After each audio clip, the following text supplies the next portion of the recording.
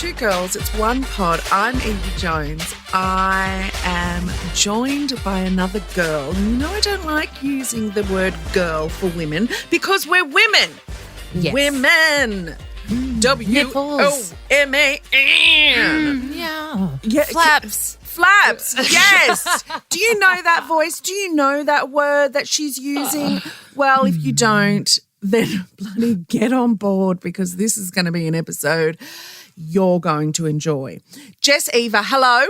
Oh, hello, darling. I always get so much pressure when there's like forecasted emotional expectations in joy. Yeah. It's kind of like when you make love. I'd never say to them, you're going to enjoy this because I'd too much pressure.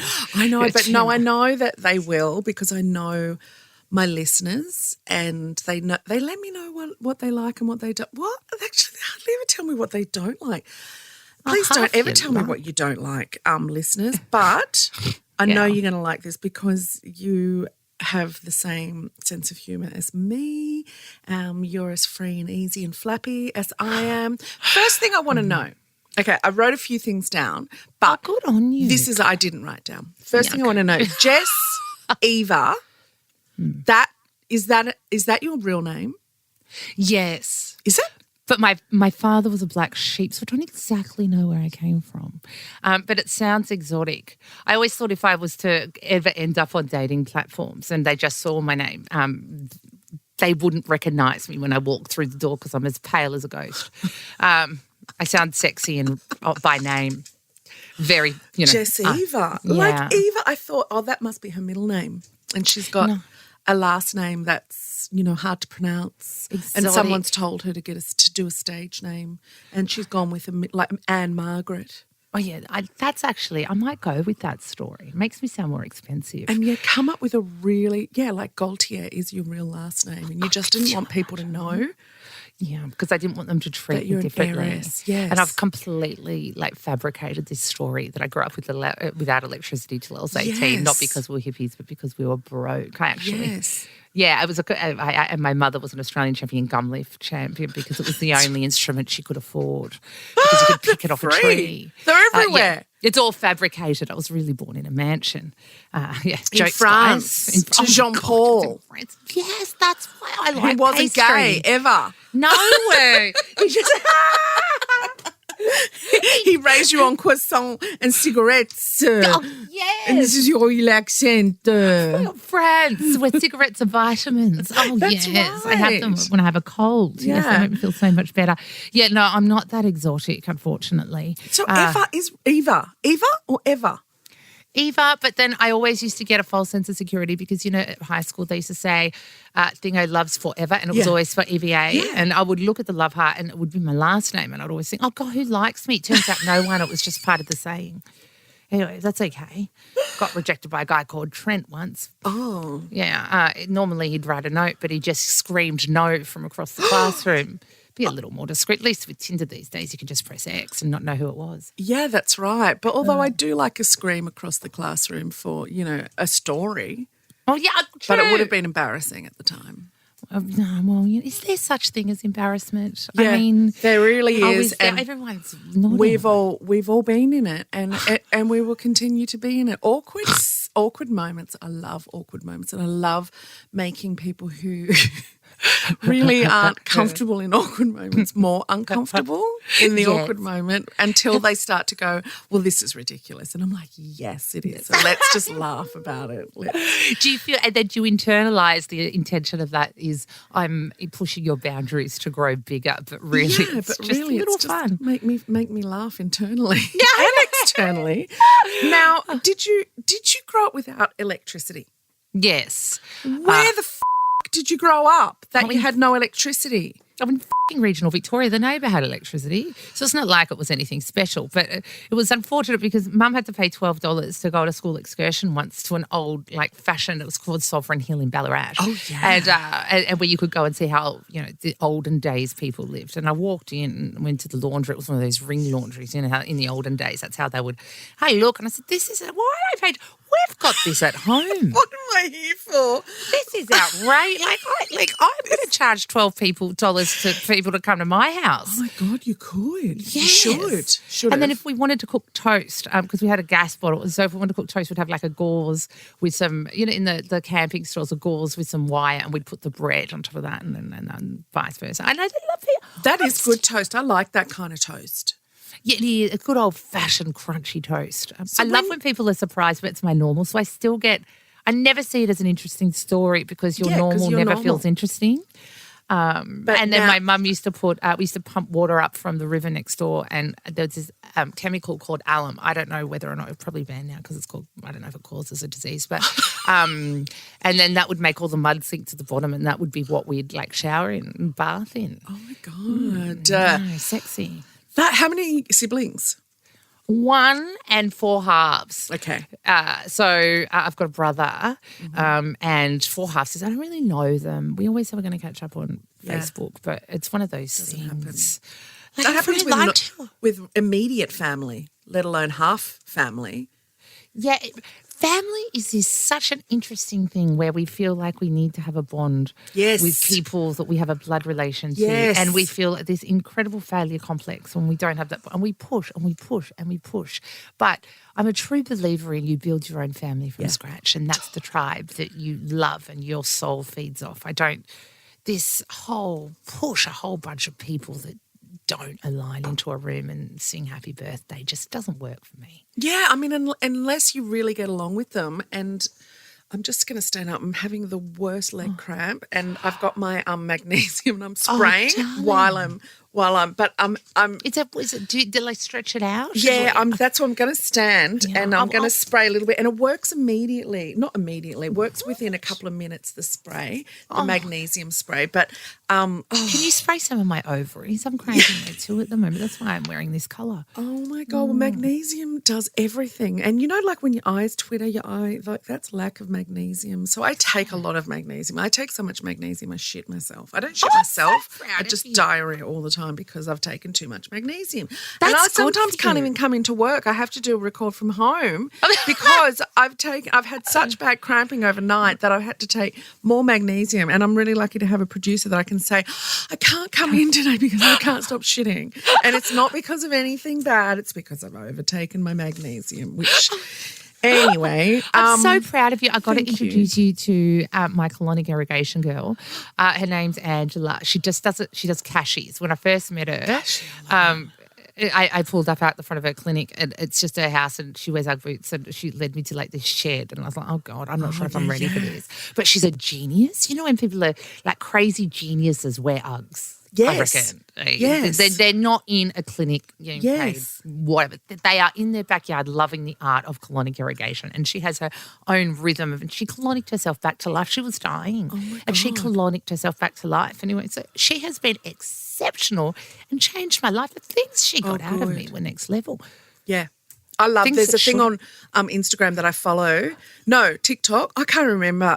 I'm on all of them. They're all the same. Up. There's a bloody feed. There's a quote. There's a woman. There's a piano ballad. She just shows the shit. It's the shit in the pipe.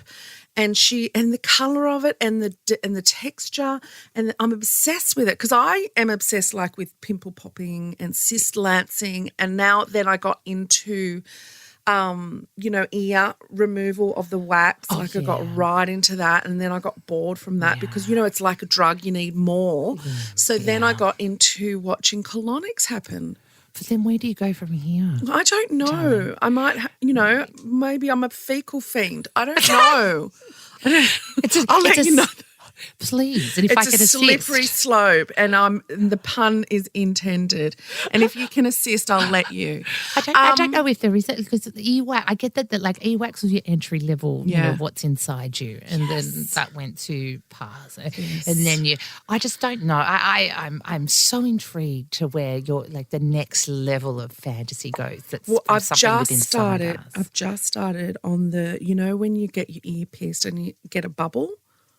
You always get those bubbles where you've pierced your ear or your nose, and sometimes they get infected. So I'm watching those being popped at the moment. Why is there's a psychological reason for this? I forget what it is. Is there? Yeah, there must be. I mean, it's a release for me. I just love it. It puts me to sleep. It makes me calm. Oh, what makes you what? Calm. Oh, yeah. It calms me down. If I can't calm my mind going to sleep, I'm like, oh God, I need to pop some pimples. I need to watch some Lansings. So, you would love my ass. I would. So many pimples. Speaking of, this is what I wrote about you on my. This is the things that I love. Jess Eva, why she's the realist. Adopts dogs. Tattoos. Has a tattoo on her bum from Beth that she lost. That was more career survival. Yeah, but you did it. It's not inspiration. You did it. Desperation. It's the realist. Accidentally shows bum in real and then leaves it up. It's only a bum. No, that's right. Pees into a cup instead of spitting into it. Oh, yeah, that's right. It's unfortunate. Always shows the real before and afters, like the real, like, you know, some people do a real like a before and it's like, and you don't even look bad. You look really bad before and I love it. I take that as a compliment. Yeah, me too. I love that because, like, the thing is, like people see people that are on telly, and they like to they have artists that make you look a certain way, but no one looks like that. No one looks like that. No one fucking looks like that. And so, what I think is our duty of care to humanity is to show if you see that. No matter what we see, we always make a reflection on ourselves or a comparison of ourselves. Or you see a nice. That's the reason why there's posters at clothes shops because you go, that looks nice on that size 6 model. I might try that, and then all of a sudden you look like a blue sausage roll, and you think, what's the pulse? And so, I just think it is our responsibility if you are delivered to the public in a certain way. To show them that and to also highlight the art of the people that do it. When we see artist pictures on a wall, everyone goes, God, bloody Miranda from Bendigo was good at that butterfly. She's so good. Miranda, she does great. But nobody puts the credit to Orally, and that's a real makeup producer and makeup Oriel artist. is one of my – Orally is – because we've got an Oriel here, but Orally – and I used to get – Oriel here mixed up because of Orally there. She's one of my favourite makeup artists. Yeah, she is divine. The sense of humour of a sailor, just like us. She's the one that has a Scottish father, mum and dad. Yeah. And she's just, you can just swear like a sailor with her and just she gets it all and she's got kids and she just knows the reality of life and she makes you look $1 million. She's an artist. She actually contacted me when we were in lockdown and I was in Melbourne by then. So I had been doing Studio 10 for a year before I moved to Melbourne and she was often doing my hair and makeup in the morning. And then when we got lockdown, I was the Melbourne cross, like, how's it going down there? And I'm like, still just sitting in my house. Yeah, I know. I love that people said what you've been up to during COVID lockdown. I'm like, surely we can change our opening question because no one's done anything for a long time. But the thing is that, like, basically if you look behind me and you look behind you, there's a photo of me and Sissy and behind me, I'd be doing a live cross and Sissy would be sitting behind just like that and people would go, can we make sure that we can see her in the background? Because that was my whole life, was just me and this dog. I mean, I had another dog. She was too small to be on the TV. But she was isn't that a reverse psychology of so it's different for animals? Haven't heard that before. To be a dog. But then I would get these messages and Orally was one of them that said, excuse me, who's doing your hair and makeup? It's really good. And I went, oh, honey, I've watched you keenly for the last 12 months. You've taught me everything that looks good right now is all because I've watched what you guys do. But saying that, I would never want your job ever. Yeah. Ever, because I can only do this face. I couldn't do another and make sure they look good and that their skin colour is, it would just be the same tint as me and everyone would just have this exact same colour no matter what your skin range is. You'd just be this orange person with a wig with a few clip-ins in. And you look sensational. Yeah, because they taught me. I watched them. There is an art, like they make your cheekbones look bigger, they make them look smaller. And then I love it because Eva, just recently they said there was an article that said you've had all these cosmetic treatments and $50,000 worth. And I thought that is outrageous because makeup artists turn people into unicorns. Have you not seen Broadway? Like makeup is a magical, magical creature. Yep. And I put that through to the art of the makeup artist. Yes. I walked into that room and I said, this is the biggest compliment you'll get. I said, you get paid $250 for a wedding or $500 for a wedding, and people think you've done 50 grand's worth of work. Exactly. Jesus, that's not too bad. It's not a bad return on investment. You go straight to the makeup artist and say, people are thinking I'm getting work. That's how good your makeup is. Yeah. I'm actually thinking of just buying a couch with some lighting and getting them in and posting pictures every day and going, God, another day at in the studio, but I'm not actually working and people will think I'm busy and then book me more. So let's talk about Studio 10. Can I just say I'm extremely sad. I loved that show so much. I had done Gogglebox and we weren't allowed to do anything, like not even a red carpet. We weren't allowed to endorse anything. So I had no training in TV apart from sitting on my literal couch with a glass of wine and my dogs and, having no direction. Like it was, we weren't produced at all. To going into the jungle and then having not knowing, that was my first Voxy and any kind of producing. And then coming out and being thrown into Studio 10 with these people who were so warm and inviting and supportive and encouraging. And they would just say, do you want to throw to the next segment? Can just read them through the monitor. You'll be all right. And I'm like, can I? And they're like, yeah, if you want to. I'm like, I would love to do that. Like, do it. And they were just so, there was a confidence in them that immediately, I was like, I didn't even know what I'm doing here. And they are just so, and it was live. Yes. And that was the best part about it. And watching Sarah Harris, Lawsy, who used to be our floor manager, I don't know if she's still there. Yes, she's. Just watch Morris, the directors, Herb, Neil in my ear, just everyone at Studio 10, they work their asses off and they, from the makeup to the wardrobe, to the producers, to the light in the ear, the audio guys who just stand there and take that ear thing out of your ear with all the earwax all over it. And they're like, it's okay, put it in my hand. I know. And they're just such a beautiful show that I can't believe it's not coming back. How does that feel though?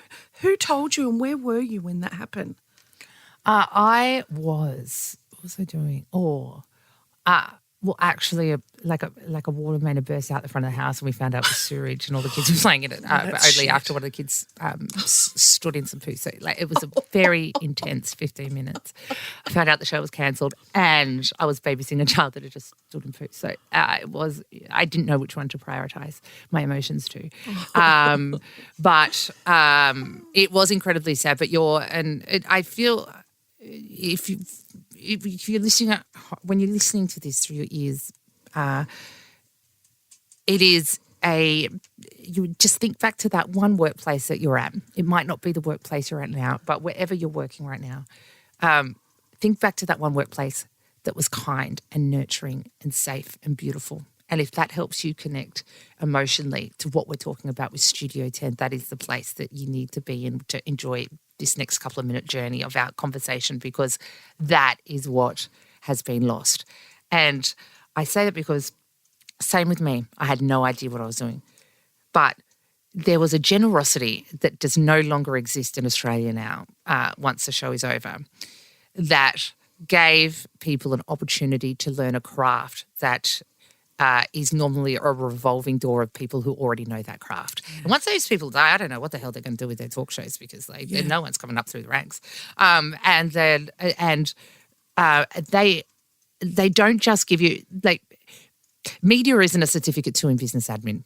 If you leave one job, it just doesn't mean that you can go on seek and find another and everything's going to be okay. Every job we have, it is a non-transferable skill. If I go to work, if I apply for a job, as a forklift driver, I said, oh, yes, but I did Studio 10. They'd tell me to get off site. So, and so when people lose their jobs, for a team to give you an opportunity or to train you or to put you on a platform and teach you a craft from nothing.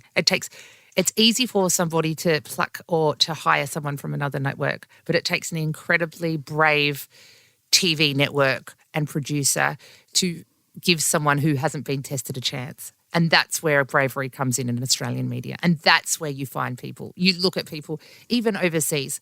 If someone wasn't brave enough to put Leonardo DiCaprio in a movie, we wouldn't know Leonardo DiCaprio. If someone wasn't brave enough to find, I don't know, bloody Kamal, there wouldn't be. I don't know why that came to my mind.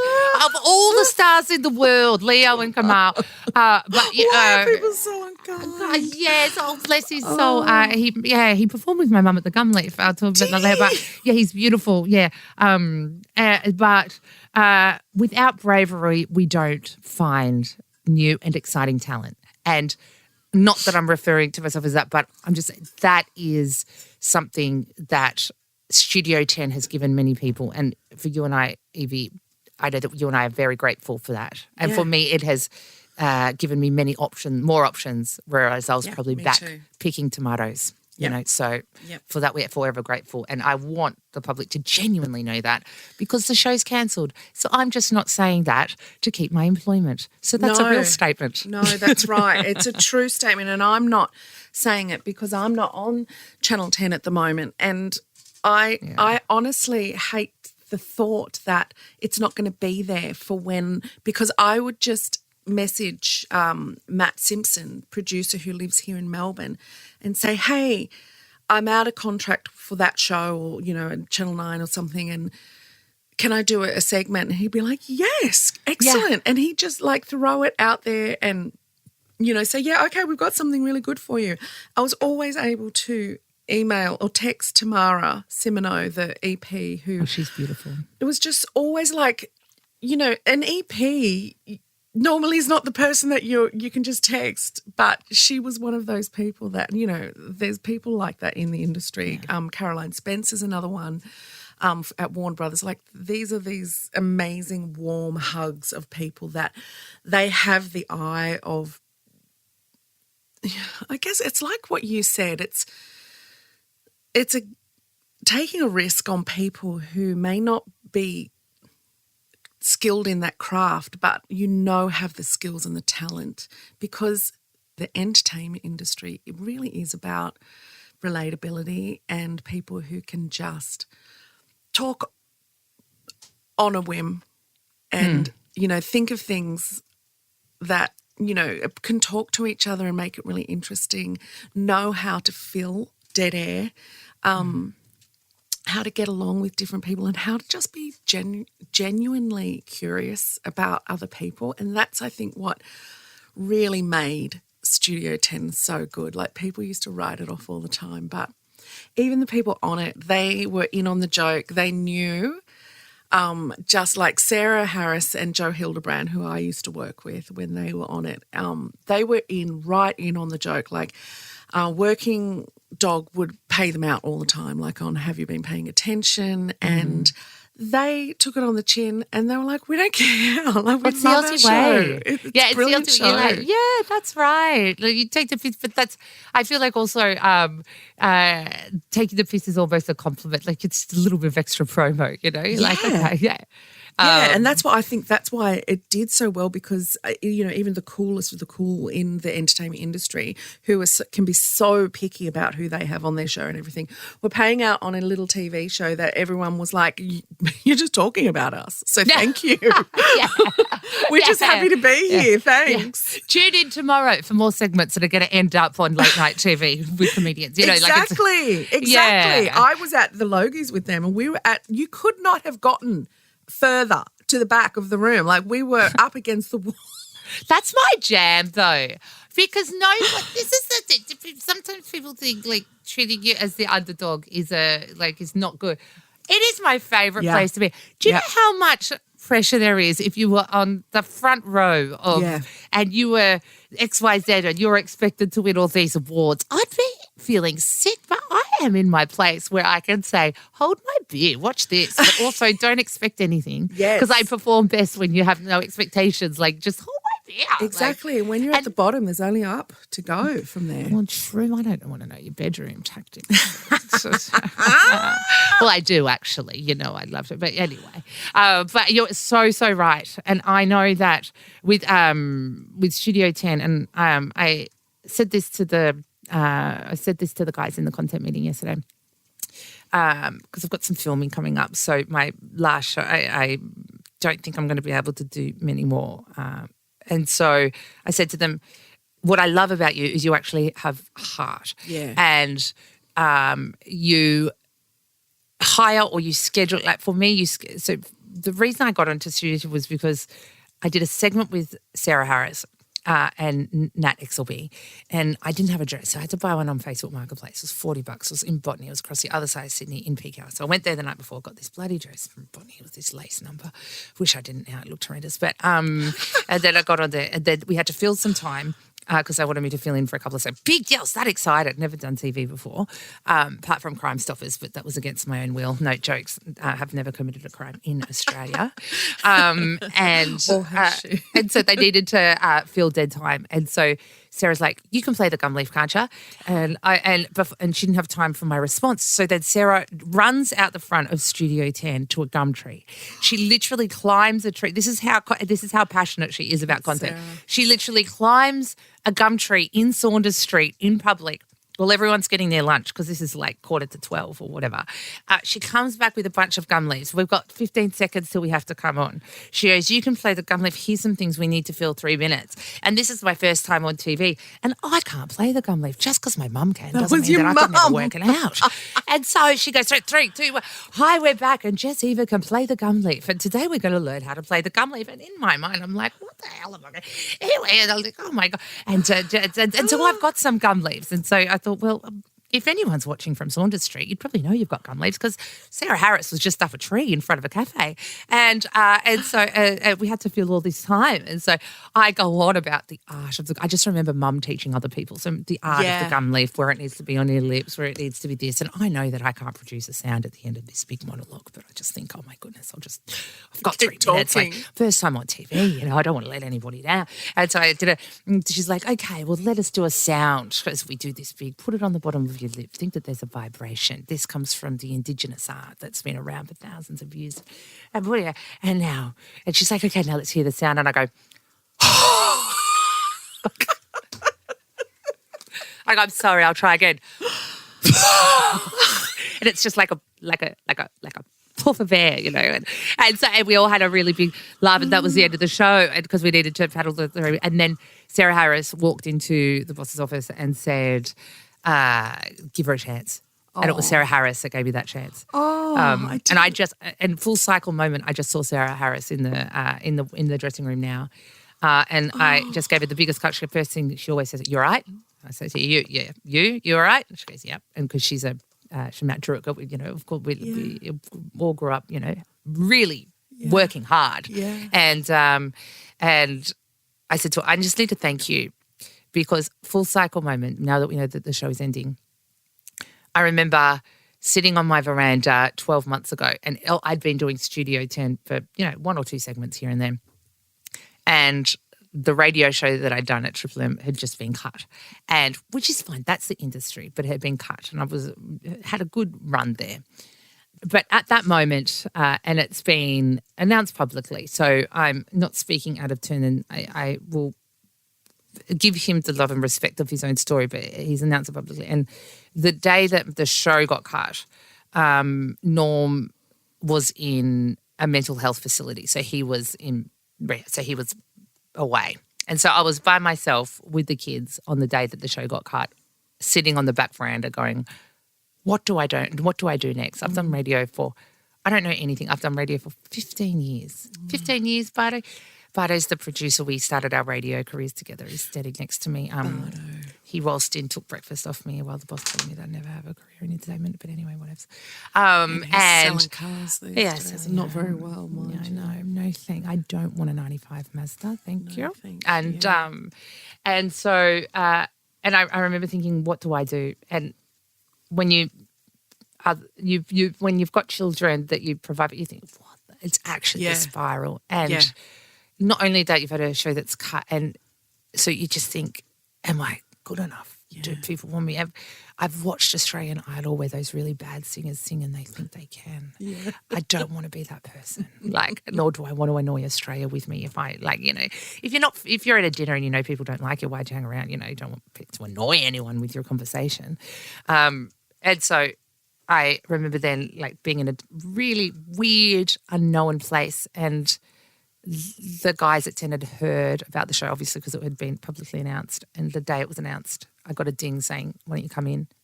And they saved me. And I was like, yeah. And not knowing what was going to happen in the future, that it would lead on to more and more with them.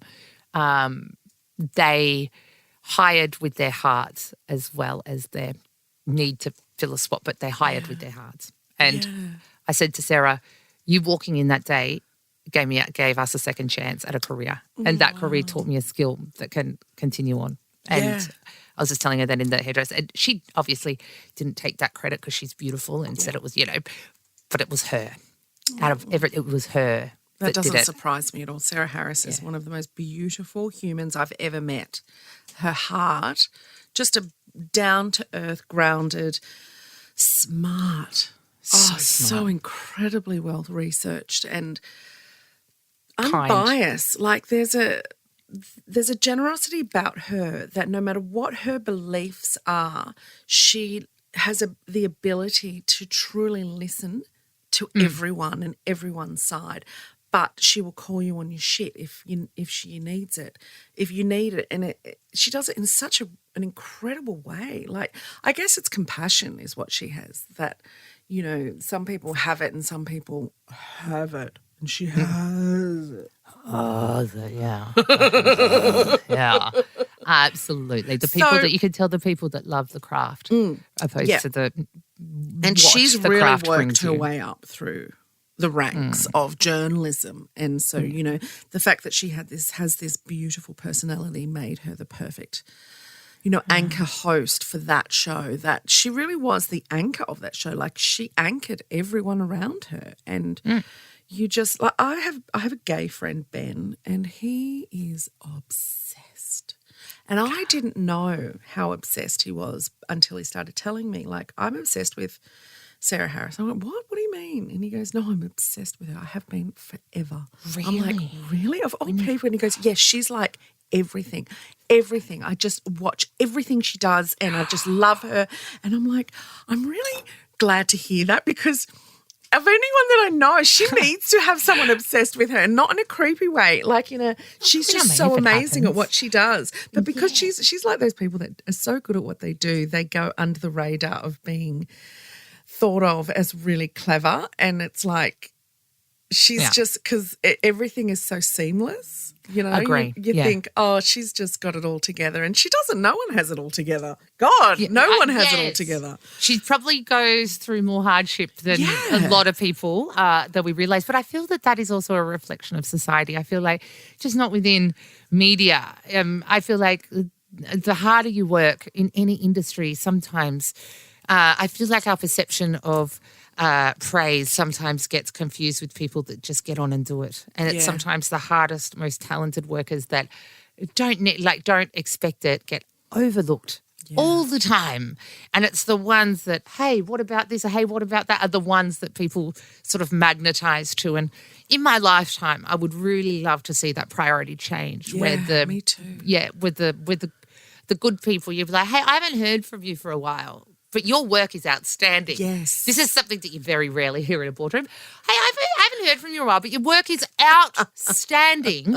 And as a manager, I have been employed here to manage and not be a psychologist. And I just want to thank you for being independent and not being, needing me for your own validations. And I just want to give you an Employee of the Month award because I rarely hear from you and you do good work. Never. Yes. You never hear about it. Never hear those things. How ridiculous. From people, from of higher ups although I must say, talking of someone that, you've got in there, Ricardo, I got a special phone call from him when our downloads did really, really well after Angie was it the same special phone call that he used to do back in the day? Tell me. It was before FaceTime, but don't worry, he found a way.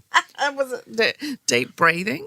There was a little bit of that was the debriefing one from I both got. people. Yeah. No, you don't normally only hear from your bosses when there's something going wrong. And I got a phone call and he said, "Hey mate, I just wanted to let you know I'm sending out the monthly downloads to my manager, but I wanted to let you know personally that we've hit and the target that What was the I number? wanted to do. I knew I could do it.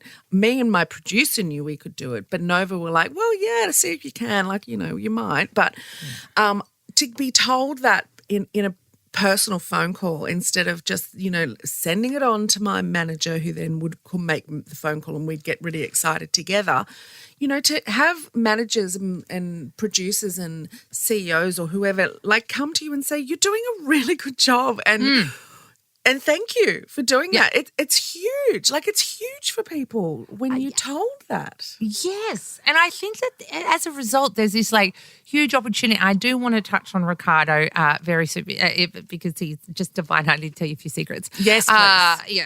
But I feel like there is this huge opportunity in the modern world where we are so consumed by email, social media, whatever. And so the common stream of communication, which was personalised, is now seen as a gift to your skill set where you can get the best out of people. So what a great opportunity for people to be leaders in the old-fashioned techniques to get the best out of your workers. I think that to get back to that, isn't it wonderful that we get to a place where we feel appreciated, where we're personally contacted to give someone some news. Yeah, not that your show's just been cancelled, but your show's doing better than ever, and Funnily you've enough, got something to do with that. Yeah, funnily enough, personal contact to say your show's cancelled, that's a thing. Yeah, I love it. I honestly do, and I have declined a little podcast, but and this is not a statement because I'm been through too much bloody life coaching to really care about anything these days. I am. We did have a breakfast show that was cancelled, but what a blessing, because when you do something for 15 years. You don't know how to do anything else. Yeah.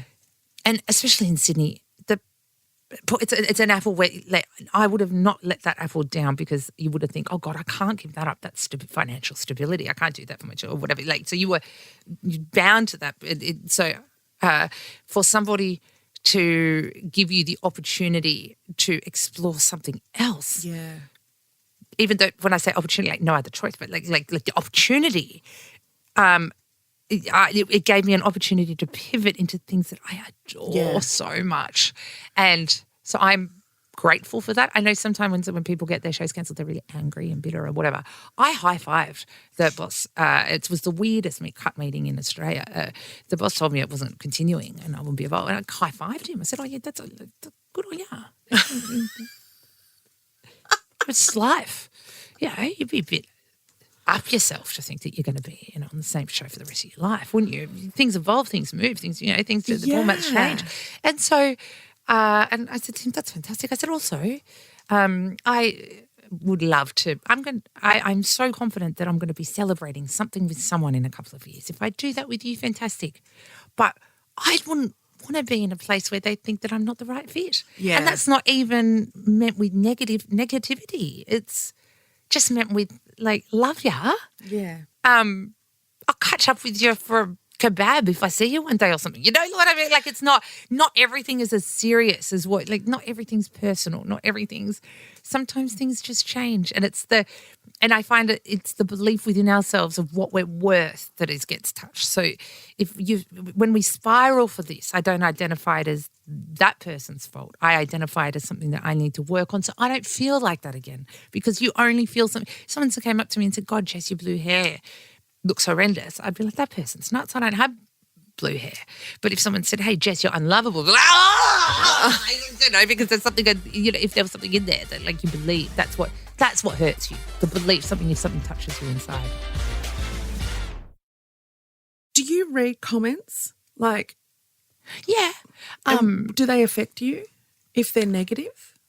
Well, no, not really. I just feel a bit sorry for them. Well, I do enjoy commenting on some of them because I did get like some new false teeth put in, which I was so excited. People say, God, you're so fake. I think I am not. If you looked at my grandma, she had huge dentures, so it's obviously generational.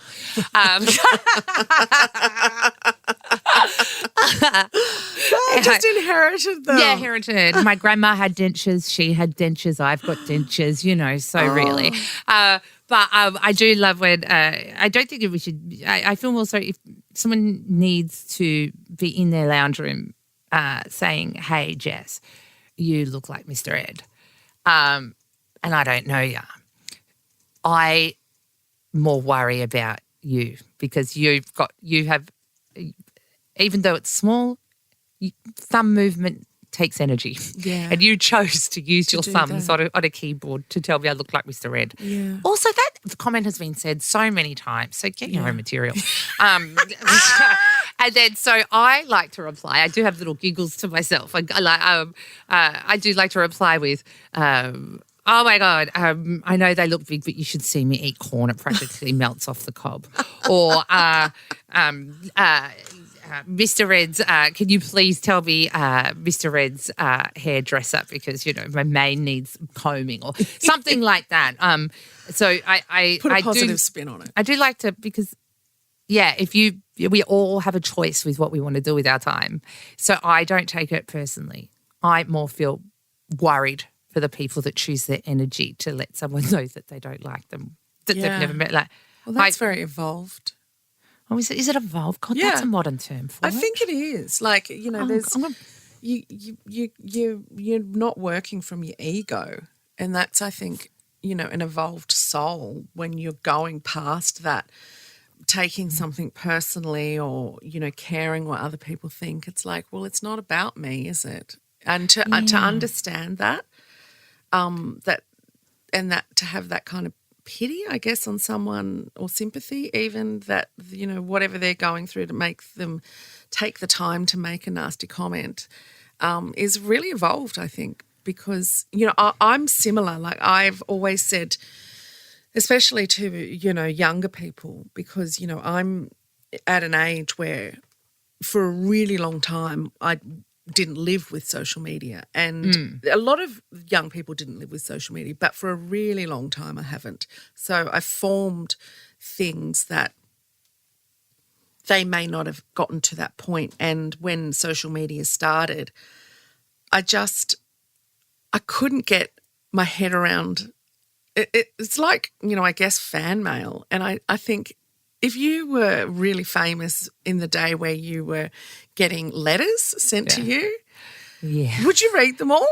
Like, I'd try, but I'd be like, I don't know these people. I can't. Exactly. You're so right. I would have someone else opening them all and replying to the ones that were sweet, or, putting a hex on the ones that were mean, or I don't know. But I look at them. I can't be bothered reading my comments because I don't have the time. And at the end of the day, I don't know you, so I don't care enough for what you think of me because you don't know me. That's right. That's the bottom line, is that you don't know how useless I really am. And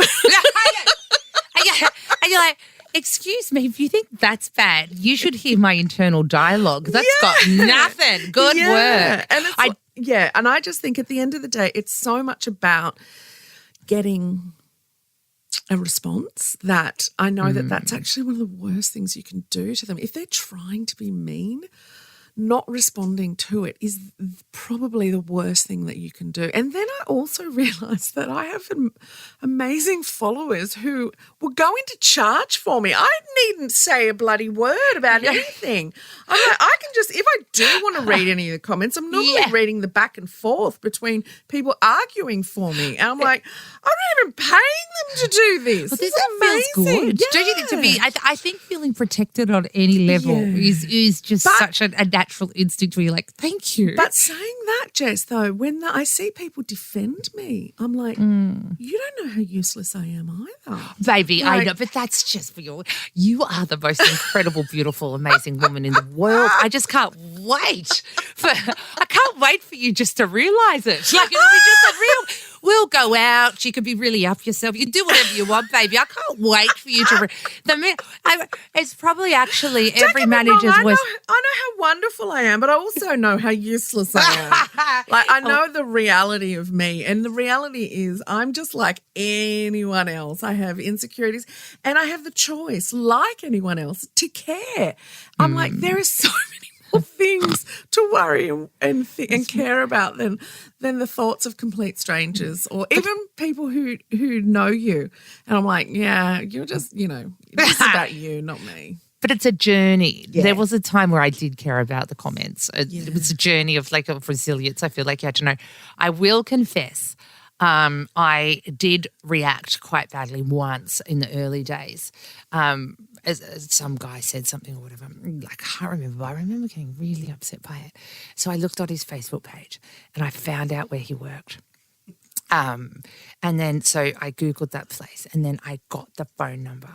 And then I left I rang that number and videoed it. And it was, hello, you were so boss. He's like, yeah. I said, I just want to let you know that so-and-so. And then I repeated the comment he said to me. So it was, what was it? It was something like, as useless as tits on a ball. Something like, I don't know. Let's say that for the point of the story. I just want to let you know that so-and-so is as useless as tits on the ball. Thank you. And then I hung up. And then I posted that video in reply. And I wrote, even... your turn. I said, I just rang your work and said that, like you just posted on my work page and called me I'm as useless as tits on the ball. Your move. Yes. Anyway, he was furious. Yeah. And I thought to myself, well, that's the same thing, isn't it? Yes. Like I've left you a memo and you've left me one on our workplace, our workplace. Good on you. I love watching Clementine. So yeah, that is the worst. I love watching Clementine Ford get absolutely hideous DMs and she then posts them and puts a tag on who the person is. And then she does lovely screenshots of their profile or, she always blackens whatever the kids' faces and she's just like, this person has bred, which is just, the worst part of it all. But then she posts them replying to her doing that and how dare she share their personal private conversation that was on her page in her direct messages. How dare she do that and unleash her feminazi followers onto me and I've been fired from my job now because of you. This is all your fault. Like no accountability whatsoever. Like that is actually, I think I reckon I enjoy watching it more than she enjoys doing it. Yes. Because I'm like, you don't do it enough anymore. And she's kind of in her, I'm not, doing that kind of thing anymore because I'm, she's in her loving, embracing people stage. And I'm like, no, I bring back getting people fired, Clem. That was my favourite. But no, it's a good place to be. It is. Now I've always wanted to, oh my God, I keep interrupting you. No. This is the thing. Well, because we've said that we're going to catch up for a very long time. And so now I feel like we've got like a decade of things to catch up on. I know, but we've run out of time. And you run the show. It's your show. We could talk forever. I know. But I just want to finish on. Don't point me off gun points or whatever it is that you need to do. Like, don't like whatever you want to do to how we can do the best. I want to finish on what's coming up in your future. You've got budget bummers or something. No, but you've given me the best idea for the next show. It's late night. Budget bums. Bums on a budget. Always wanted a bigger bum? Here's a balloon. Budget bums with Jess Eva and Yvie Jones. We could put a bit of renovation element onto it where, we put like a big concrete bag in your ass. Yes. And then, like you can budget walk around. Bums and budget boobs. We can budget anything that starts with B. I love that. Budget battlers. Budget battlers. That's it. And the Budget Battlers is coming up. I am finding a real love. So I'm doing a little writing right now. So I am enjoying creating shows more than doing it. So I wrote that because I have been on many a renovation show and I could never afford what is on those renovation shows. And not that there's anything wrong with that, but I thought my mum watches those and she thinks one day and puts them on a dream board and never accomplishes it. So we renovate an entire house, for $10,000. Like we do kitchens for under $1,000. We do bathrooms for under $800. And is it just with sticky tape? Yeah, that and we put a bit of bark on the wall and say it's rustic. You get some eucalyptus leaves. You get they're free. Some plaid glue. Yeah. While we support the koalas. And kitchens for under $1,000. That is something I'm going to watch because I'm a renter. So we do a rental episode as well, so you can choose up your rent. Good. And so we're talking like epoxy marble bench tops, that look like marble but are made of epoxy resin, and we legit added $200K for $10K on the first episode. So, and that's legit because, I said to the guys, everything we do needs to be real because I am sick of the glitz and glamour. Like everything, there is nothing that can't be done on that show. Yes. Yeah. Real timelines, real budgets, and we couldn't afford an expensive renovation show. So, a budget one is good, but so everything that you see on there, you can do the next time. Is it all in the can? Nah, which is still so going. Annoying. It means I have to do it. You're still going. How many episodes are there going to be? So we chose to do a 4-episode run. Okay. The reason for it was because possum, happy as can be. 9 were just so kind, and they gave us to walk into a boardroom for the first time with a show you've written, developed with my mate Sam, who's this 20-something-year-old guy with dreadies who's just having a crack as well. Like, he's just a legend. And so you got these 2 little upstarts, like, waiting at 9. You walk in with Swifty, who's a legend. But, you've never walked on him with a business level before. Just I love Swifty. Yeah, he's a legend. And so first thing he says to me is, how's Norm? Oh. Which is a great character trait. Yeah. Second thing, showing the show, he's like, no worries. Gave 2 little upstarts on a brand new concept, like prime time. Like, how good is that? He's great, Adrian. Like, oh my God. He's where he is because he's got great sight. Mate, and we talk about bravery. Like, this is a network that's actually going, but like they have something to lose, Yeah. So to have that, and then we got a call, and then we thought, okay, cool, but maybe it'll get moved or whatever. And then they have these upfronts where they showcase these shows, and just that feeling that something that you like was in your mind, and then they go, oh, this is going to be showcased in the upfronts, which is like equivalent of like the shows we're proud of this year. And then anyway, we're running out of time, but I'm just so proud. I'm so proud of that, and the fact that everybody can do I'm proud of it because it gives everyone a chance to do it. That's the best part. That's what I love the most. That I'm going to be able to watch a show that I will probably be able to, because the block is great, but you can't do anything. Can't do any of it. It's hard, but it's a great, I know what you mean. It's like you need to save. It's just a TV show to watch, whereas this sounds like something that you watch to help you.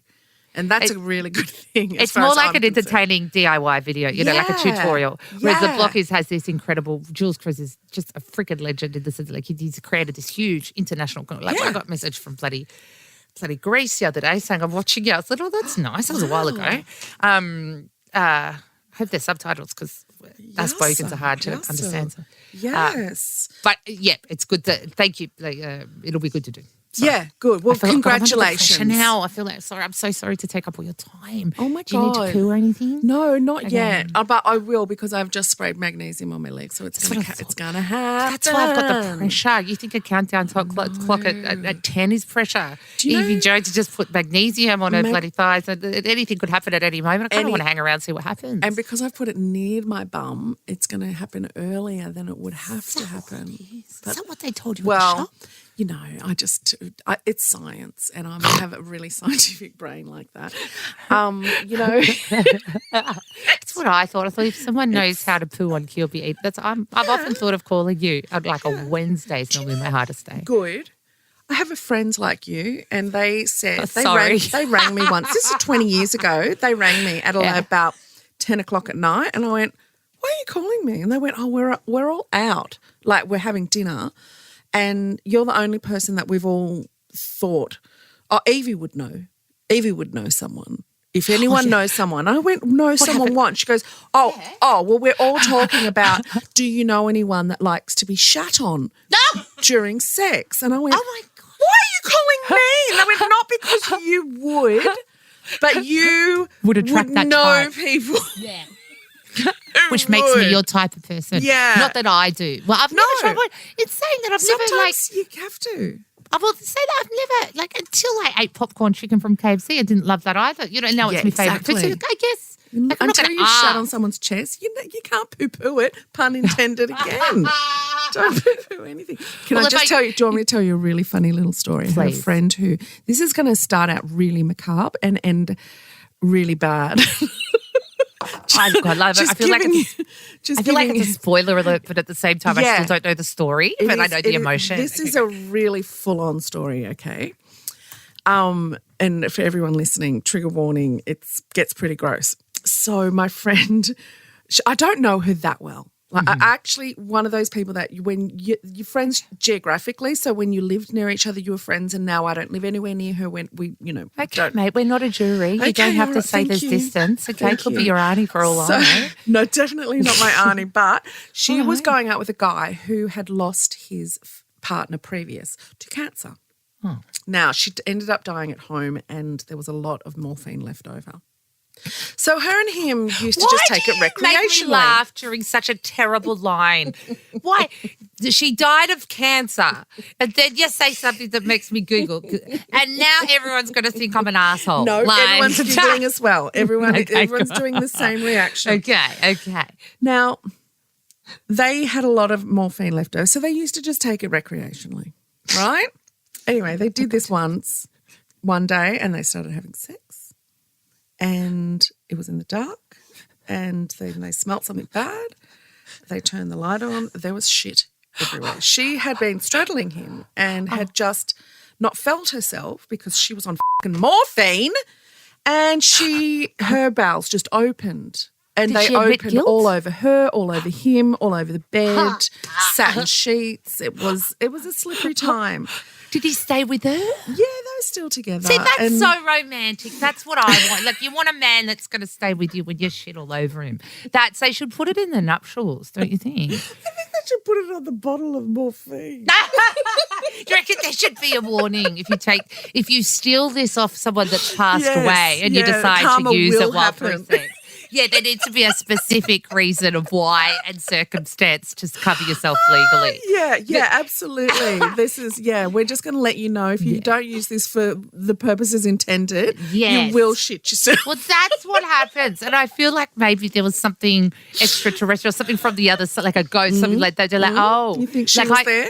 Well, I know that if I'd gone to the other side and someone pinched me coffee table or something, I'd want them to shit themselves while making love. Yeah. If they pinched your coffee table, you'd want them to lift it up and accidentally put it on their big toe one day, wouldn't you? You'd be like, ooh, how'd that happen? Well, I did. I'm just trying to avoid a quote that involves, drugs and dead people and sex and shit. Like, I'm just trying to avoid the quote. You know how they cut things up in paragraphs? Yeah. So I thought your coffee soundbite. tables, Yeah. I thought that would be... Well, we've got quite the sound bites from this. Thank you for coming. Goodbye. I know what you're doing. Everyone's got to wrap up to Yvie. Do you guys have to do this podcast to Yvie's bowel movement schedule? Is this how this podcast... This is outrageous. Why do you think it's called Two Girls, One Pod? Do you not remember the original title of Two Girls, One Cup? I just thought that they did it while they worked. So I thought that there wasn't going to be a time issue. I just thought, right now. Yes. I'm sitting on a cup. Well, all right, to get 1, 2, 3. Let's see if we have the same poo face. Oh, my God. Do we do this? I adore you, Yvie. I adore you. Ditto, blitto, blotto, bummo, blitzer. Yeah, budget battlers. Metho. Love you. Thank you for coming on. Oh, my God. No. Come on again. Because there's so much more we need to talk to. I know. We tease segments that didn't even happen. Sorry, Ricardo, producer. Ricardo. That's what happens when you steal me job back in 2006 in Muswellbrook. I pretend that I'm going to talk to you, then we don't. Not. That's Anyways, what happens. he's a gorgeous human. I'm just joking. You got all the girls back in Muswellbrook. Okay, I've got to go. It's one of those things. I'm so sorry. I don't have to go. I'm just trying to do a power play. I've got nowhere to be. All right. I will talk to you soon. Okay, I hope so. Yeah, I'll come back. message on Come the way back home. again. I think we need to have a part 2 next year. Be nice. Yeah. Because I feel like a really big And when deal the show asking- goes to air too, I'll have you back in. Oh, that'd be nice. And we'll talk about everything but the show. I know, and we'll call it budget bummers. Yeah, budget Where bummers. when people get high five with their ass cheeks and the I think we biggest should go sound into winds Adrian of Swift pride. next week with our budget bummers I pitch. think so. I think you could see very morphine stories. I don't know. It's a hard one to choose from. Is there any way we could combine it? Should we combine it? Then we've got a hit. Anyway.